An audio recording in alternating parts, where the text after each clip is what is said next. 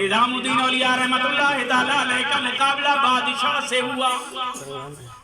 بادشاہ نے کہا میں نظام الدین کو دلی میں آنے ہی نہیں دوں گا، دلی سے ہجرت پہ مجبور کروں گا یا اسے لٹکا کے رکھ دوں گا. نظام الدین اولیاء وقت کا ولی ہے، دنیا دروازے پہ بیٹھی ہے، ہزاروں لوگ مرید ہیں.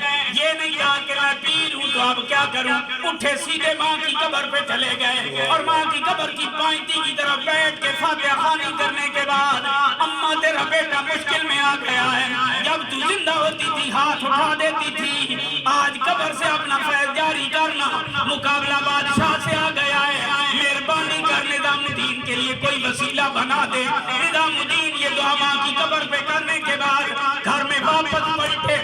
جب صبح کا سورج طلوع ہوا پورے دلی کے اندر خبر پہنچ گئی، بادشاہ وقت کو درد اٹھا رات کو مر گیا.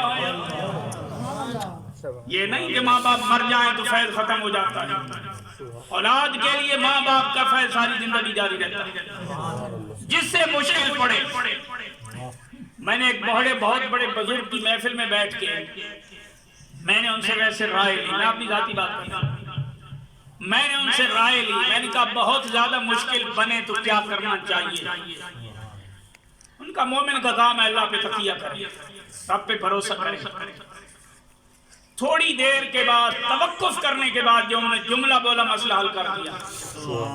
انہوں نے کہا مجھے اگر کوئی مشکل بنتی ہے نا تو میں سیدھا اپنی ماں اور باپ کی قبر پہ جاتا ہوں، فاتحہ خوانی کرتا ہوں، دعا کرتا ہوں، اللہ مشکل حل کر دے. لیکن ہم نے ان کو کیا سمجھ رکھا ہے؟ آج تو اولاد نے اپنے ماں باپ کو ملازموں سے نیچے کا بھی درجہ دے دیا. شریعت کہتی ہے کوئی ایسا کام نہ کرو کہ جس سے ماں کا دل دکھ جائے یا باپ کا دل دکھ جائے. کوئی ایسا کام نہ کرو. اگر ماں باپ راضی نہیں ہیں خاموش ہو جائیں، صبر کر جائیں، اللہ کریم اس خاموشی کا اجر بھی آپ کو عطا فرما دے. ماں باپ کے مقابلے میں کبھی کھڑے نہ ہو. میں اکثر تقریروں میں یہ جملہ بول جاتا ہوں اور یہ میں گارنٹی کے ساتھ کہہ رہا ہوں. میں کہتا ہوں آپ ساری زندگی ماں باپ کے سامنے سر نہ اٹھائیں، دنیا میں کوئی مائی کا لال آپ کے سامنے سر نہیں اٹھا پائے گا.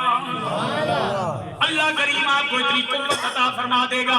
دنیا جس مرضی ہو جائے، ماں باپ کے سامنے سر جھکانے والا دنیا میں ہمیشہ سر اٹھا کے چلتا ہے.